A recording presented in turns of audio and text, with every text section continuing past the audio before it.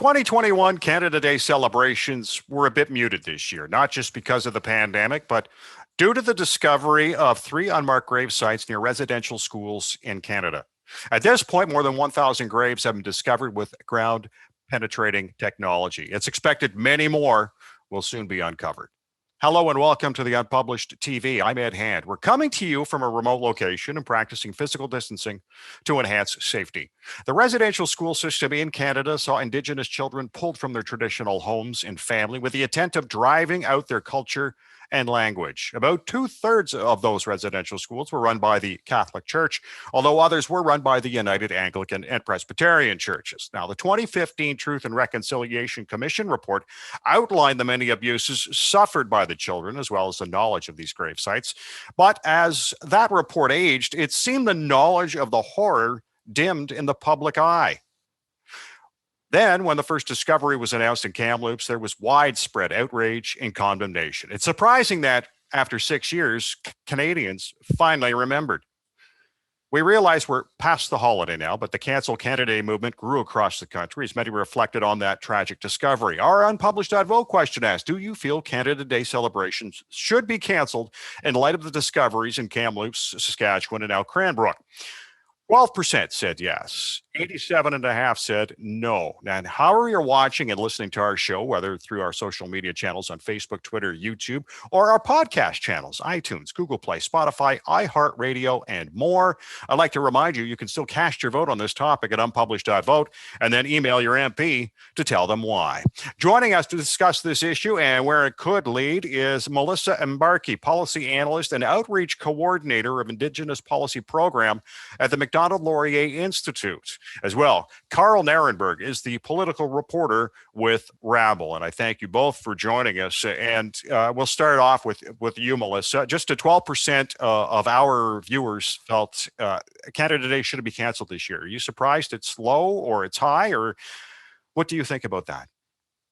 I'm going to come at this from a community that has found unmarked graves. I come from the Muskegon First Nation.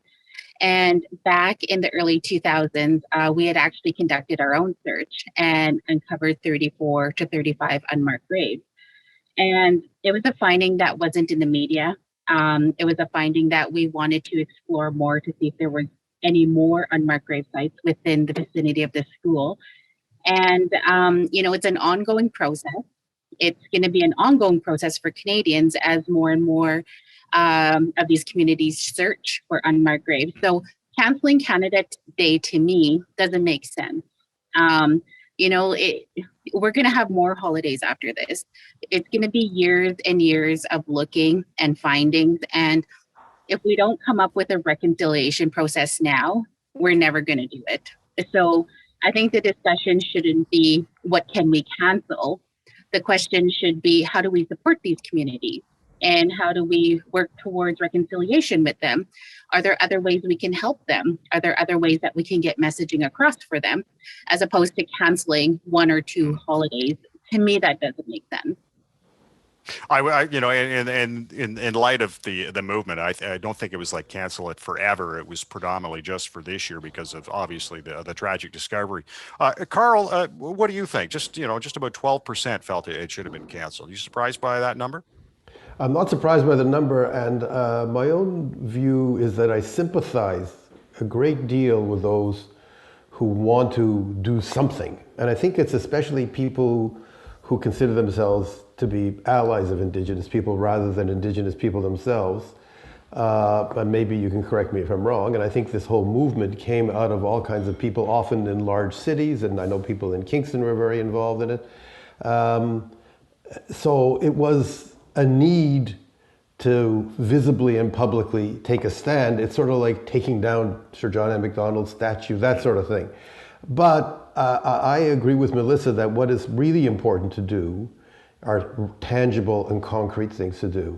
And I'll make one tangible suggestion. I think Canada, we talk a lot about the report of Murray Sinclair's Truth and Reconciliation Commission, which is interesting, and it has like these bullet point recommendations, many of them.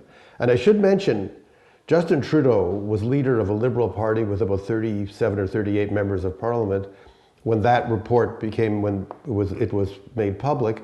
And Justin Trudeau said at the time, he had maybe an hour to read it. And he said immediately, because he was the third party and thought he had to say something, we will implement every single one of them. Interestingly enough, Tom Mulcair was leader of the NDP at the time. He says, I think I'll read it first, before I determine how many I can implement and when. And of course, Stephen Harper was the Conservative leader, and he says, well, we're going to consider this and all that sort of usual politician stuff. But I would want Canada to go back to the Royal Commission on Aboriginal Peoples that was commissioned by Brian Mulroney when he was Prime Minister after the Oka crisis, and look at that. That has, in a way, more robust, more far-reaching, more systematic recommendations than the Truth and Reconciliation. I think in particular, one very small and tangible thing they can do, they say, why does Canada guarantee 4 members of Parliament for 150,000 people in Prince Edward Island and 0 members of Parliament for every single Aboriginal person? The only way an Aboriginal person can get elected is if they somehow get themselves elected, often in a riding where they are a minority of the people. The ridings where Aboriginal people are a majority are in the Northwest 60, are in the in Nunavut and in the Northwest Territories, not Yukon. So New Zealand does that. New Zealand has seats in Parliament guaranteed for its Aboriginal people, the Maori. The other thing they said, again, in the political side, we have a Senate for the provinces, we have a House of Commons for everybody, without Aboriginal representation guaranteed, but we don't have a body like a House of Assembly for Indigenous Canadians, and we should have that parallel. So that was one suggestion. But another one they talk about is the Indian Act created many, 600 and some bands. Some of those bands are a few hundred people. They're all impoverished, almost all impoverished, not all, and some of them are bigger. They point out the territory in all those bands combined in Canada, all of them, is less than the territory of the single large Navajo reservation in the Southwest United States. One, that the United States, for all that we sneer at them, has actually allocated more dedicated land to its Aboriginal people on a proportionate basis than Canada, way more. That the amount of land for Canada's Aboriginal people that's in the reserve land is almost none, tiny little bit, and useless land. Often, look at Saskatchewan. The people are put on the worst, most useless, most unserviceable. I remember visiting Davis in the Labrador, and they finally had to move the community. So we have to, what the Royal Commission talks about is something like what we have in northern Quebec region, the James Bay territory. You have a government there, the James Bay Cree and the James Bay Inuit, or the northern Quebec Inuit, a government that covers what we would call bands, about 20 different bands, over a vast territory. That is their territory, and it covers, they get royalties from the hydroelectricity, they have governance structures. You go to the schools, and I remember doing this as a TV producer, you go to a school in the Quebec James Bay side, the principal is a Cree, there was a French-Canadian teacher there who told me, oh yeah, I teach here, my child goes to school, she now speaks Cree. They run the schools, they run the natural resource operation, they run local government. It's not perfect. It was an extinguishment treaty, which we can talk about, but it is, they said there should be 60 or 70 First Nations, real nations.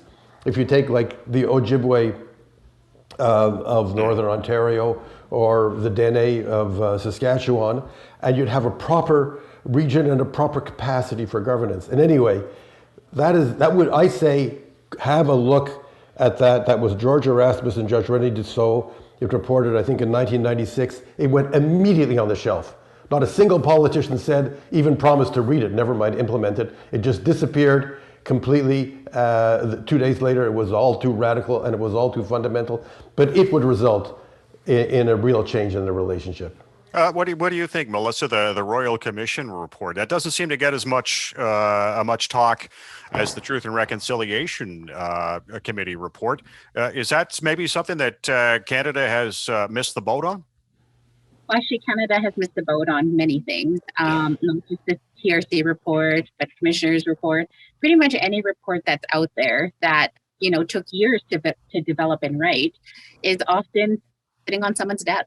And the only time that any of these issues are addressed is when churches start to burn, or we start finding mass graves.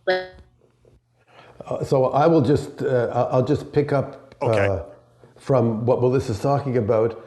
I mean, the heart of the issue to me is economic as much as it is about symbols and apologies and about pain and the resolution. That's there. That's possible. It's as much about looking to the future and truly talking about viable models of economic development for First Nations. I'll tell you, I remember going to the Parliamentary Committee on Public Accounts in 2011 when Michael Wernick was still the Deputy Minister of what we then called Aboriginal Affairs, been changed to Indigenous Affairs.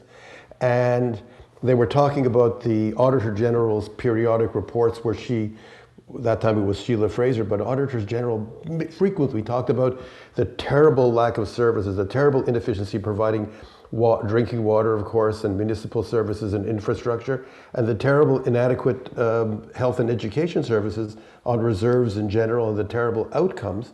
And Michael Wernick admitted, he says, well, we need an all-of-government approach to do this, and it's very hard to convince the rest of government to take an interest.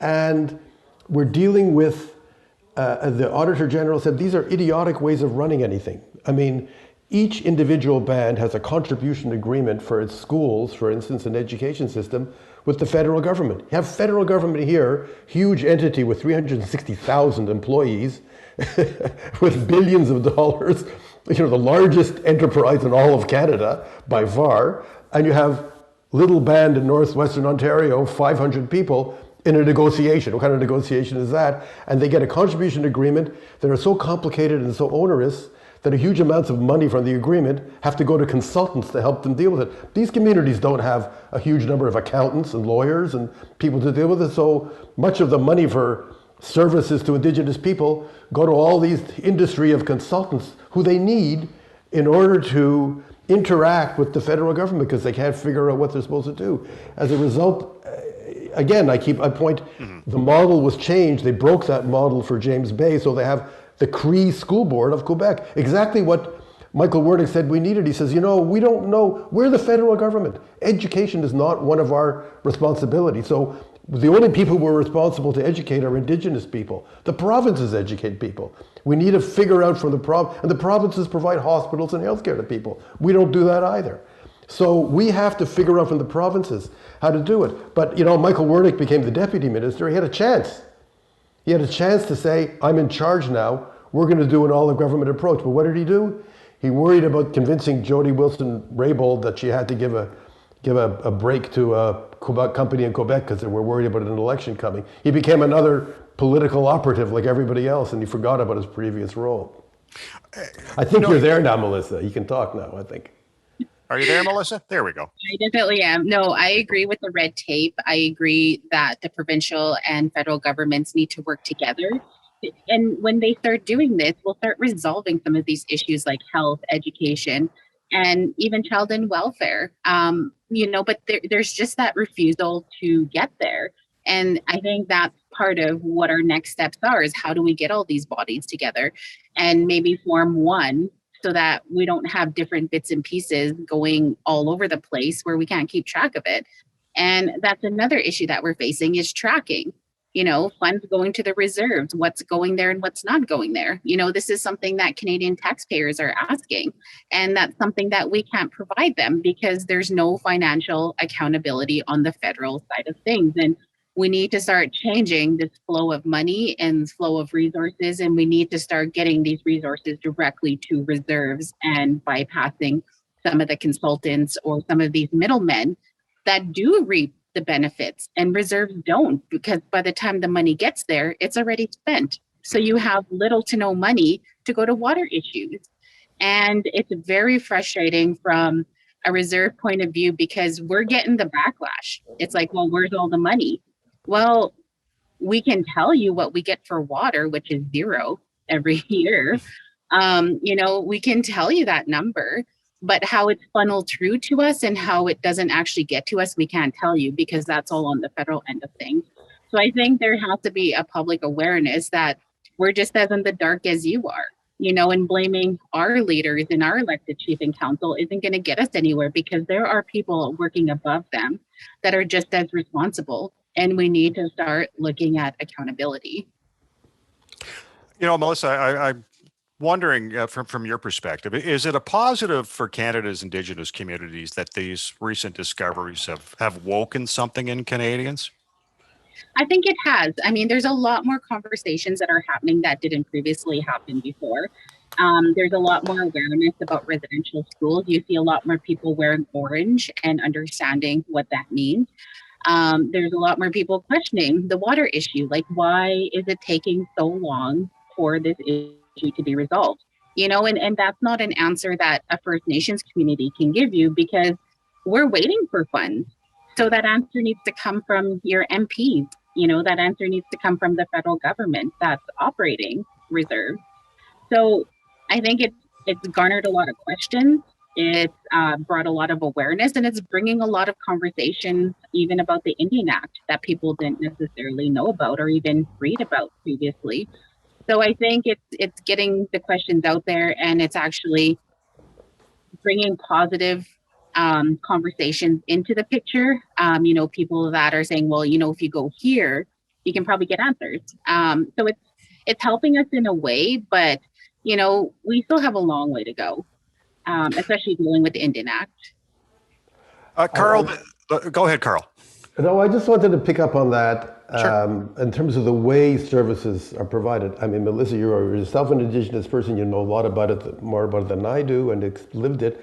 But I've had a lifelong association with Indigenous people. As a very young person, my wife and I taught in a community in the Northwest Territories, north of the Arctic Circle, that on the map is called Fort McPherson, but the people call it Tetlejay. So it's a Gwich'in community, and the Gwich'in people are one of the Dene nations. This particular Dene group, their homeland runs across the Northwest Territories, northern Yukon into Alaska. But they are associated through the rest of the Mackenzie Valley with the other Dene people like the Hareskin and Dog Rib and all the other groups in the Chippewa and in the Northwest Territories. And, I remember going way back then. Again, I think the education we offered through the North Territorial Government of the Northwest Territories, which was like a province, was far better than people could expect on a reserve in Alberta, say, or most reserves in Alberta or Saskatchewan, where they're in a bilateral contribution agreement with the federal government.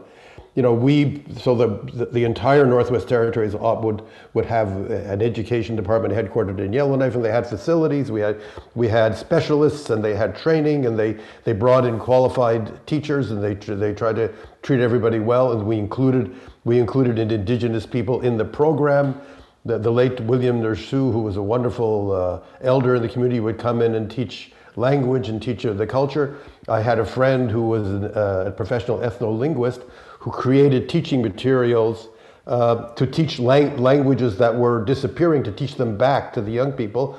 And the territories, the Yukon and NWT did this. So there was a good quality of culturally sensitive education. You saw that with a lot of people succeeding later in life, people who would go on and have roots in their culture and also have a capacity to interact with the rest of the culture, have professional jobs. Stephen Harper commissioned a report on Indigenous education that said that the stronger the roots in their own culture, the better capable will Indigenous young people be to deal with the rest of society and the rest of culture. We learned that through the residential schools. By ripping people away from their culture and trying to stamp it out, you got people who were damaged and bruised and couldn't function in society. But I still noticed when the housing people came from Canada Mortgage and Housing, they were talking about building housing, they had no concept of how people lived. We were talking to people there, they said, if they're going to build houses here, what do we do here? What do we need here? We're fishing and hunting here.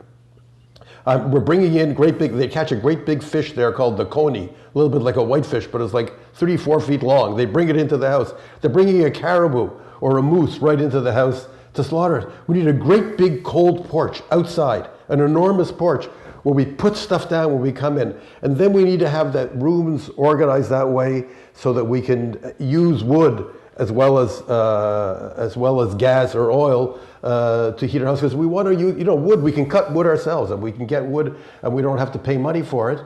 And so we want a house that respects our culture and traditions and our way of life, that is designed for us. You get that again in Chesapeake, which the native people had a part of developing, you got housing that was more appropriate in its style of housing. But here they wanted to take a suburban house from Canada for somebody who works in high tech and plop it there. They'd even think they'd have a lawn. Well, can't grow a lawn in the Northwest Territories. Grass doesn't grow there.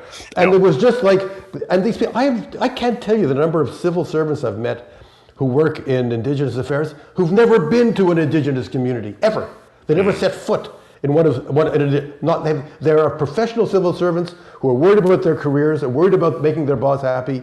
And somebody once told me she went to work, she came out of another department. Why am I working for Indigenous affairs? Oh, Michael Wernick is my hero. I like him, and he'll help me rise in the civil service. That's a bit of what, the politicians talk a big game. The politicians go once in a while and make a grandstanding trip. Even when we were living way up there, I mean, the minister of what they called Indian Affairs came to the community at one time and made some silly speech and talked about all the nice food they were giving him to eat. But the people who actually run it day to day, many of them, for them, they are paper shoveling careerist bureaucrats. And the housing is a classic example where they were just saying it would just begrudgingly, well, we'll provide them housing, and no concept how to wed origins, roots, tradition, a traditional way of life that meshes with a modern contemporary way of life. No respect for that. You should be happy we're just going to plop a prefab house onto the land here and tell you can live in there. And they ended up living like 16, 17 to a house whereas the person in Canada, we were living 3 people to the house.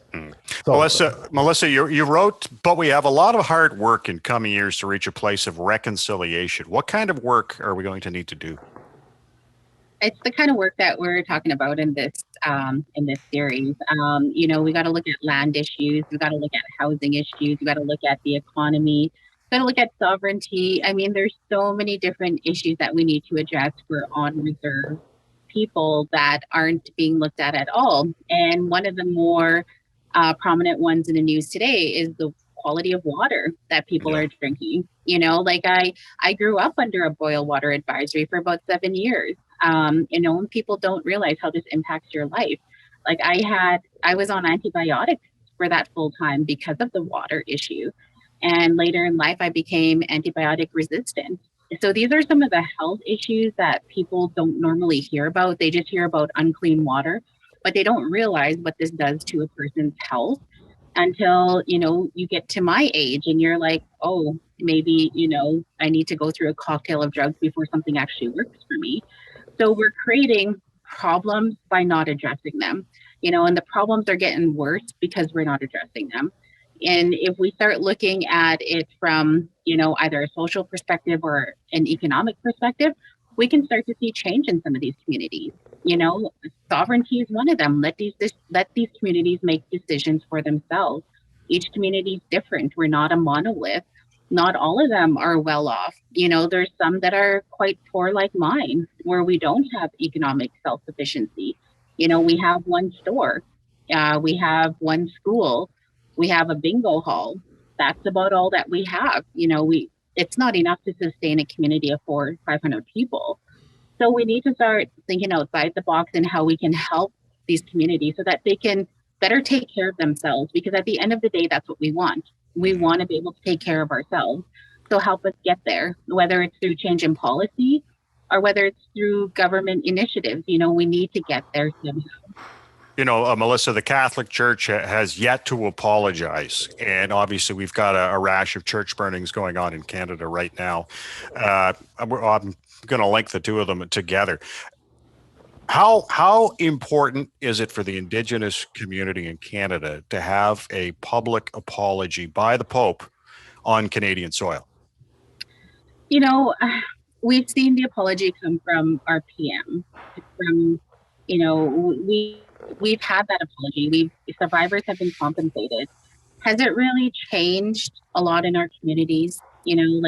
From the time that this happened in Stephen Harper's era, it hasn't changed a whole lot. My community hasn't changed because of it. So the Pope apologizing is just one step in this whole process. It's not gonna change us as a whole. It's not gonna start, bringing economic development to our community.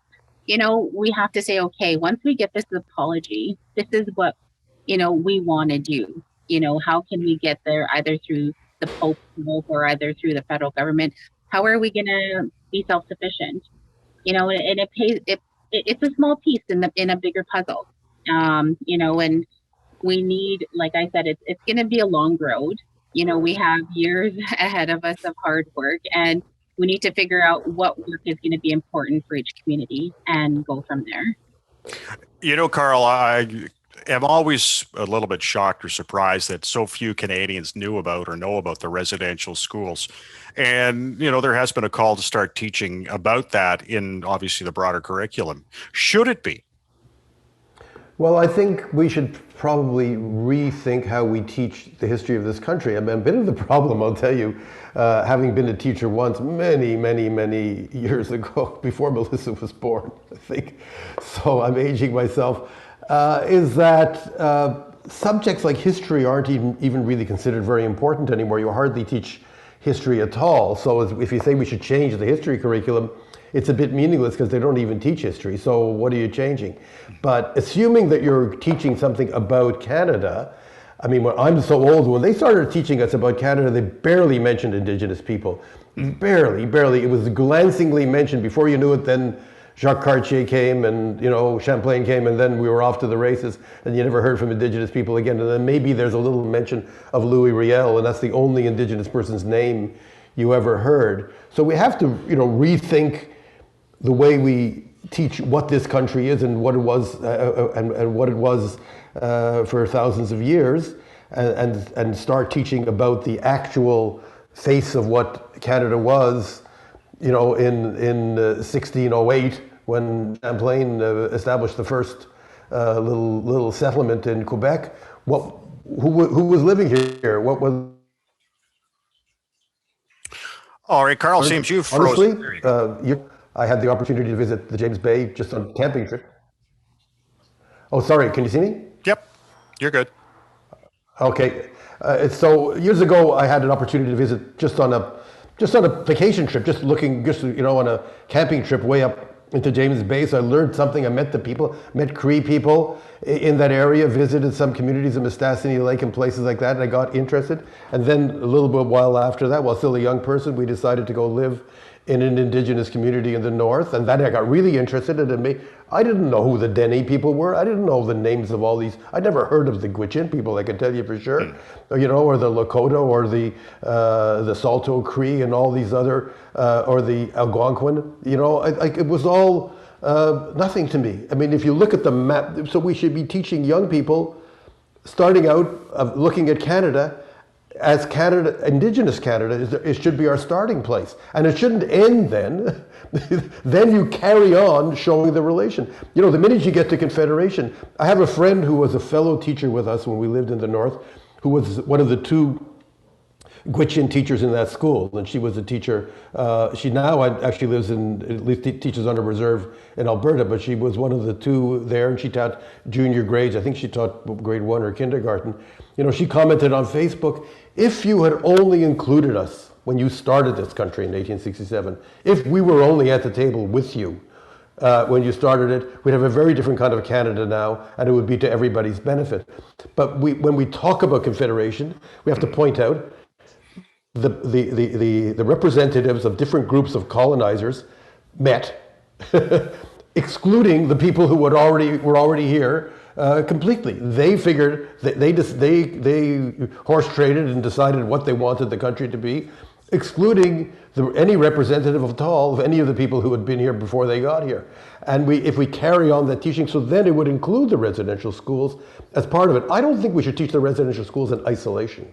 I should teach it as part of the colonial project and part of the kind of Canada that we have developed. Let me tell you something. Another place I've had a good chance to visit was South Africa during the apartheid era. Few Canadians realize when the South Africans wanted to develop their apartheid system, the white government, who did they look to? Where did they go? Canada. They looked at Canada's reserve system, and they set up reserves for their own black people. Big difference between South Africa and Canada? South Africa wanted the labor of those people. They actually integrated those black people poorly, treating them badly, But the whole economy in South Africa was always run by the labor of black and brown people, the mines, the factories, everything. You know, a white person only did a white collar job. You never saw a white person with a shovel in their hand or a broom. In Canada, it's the opposite. We simply wanted to get rid of the Indigenous people. We wanted, the first white people who came here wanted to trade furs with them, and we needed their labor. We needed them to teach us how to live on the land. Quickly, when we discovered what we wanted was agriculture, what we wanted was forestry, what we wanted was mines, these people were in the way. We wanted to get rid of them, and to the extent to which we couldn't completely eliminate them, we wanted them just to disappear culturally, to cease being Indigenous people, to forget about their Indigenous roots, and certainly forget about any claim they had on the land and resources and territory. We have to tell that story. Melissa, Indigenous Relations Minister Carolyn Bennett, obviously making headlines with her snipe at MP Jody Wilson-Raybould. First off, is this the actions of a minister? And secondly, should she resign or be turfed from cabinet? I think she should resign, not just due to that comment, but due to her overall actions towards Indigenous people. If you see how she treated the community of, the Wet'suwet'en in BC, she chose to negotiate with 4 unelected chiefs. She bypassed an entire community. She bypassed female hereditary chiefs because she had one goal in mind, and that was to, get these select 4 individuals to agree with her. And that was the wrong way and the wrong precedence that she started right off the bat. Because other communities like mine are like, okay, what if this happens to us? Who is she going to pick and choose to negotiate with? Is she going to bypass our entire community as well? These are questions that are being asked countrywide, and she's a physician.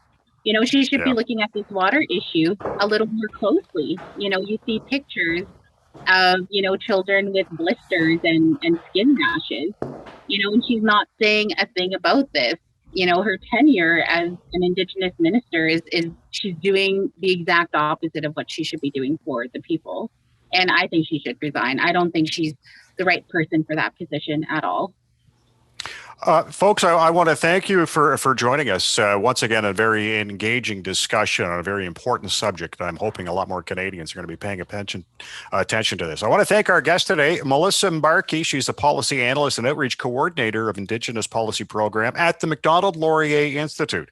And Carl Narenberg is the political reporter for Rabble. And I want to thank you for watching Unpublished TV. Stay safe. I'm Ed Hand.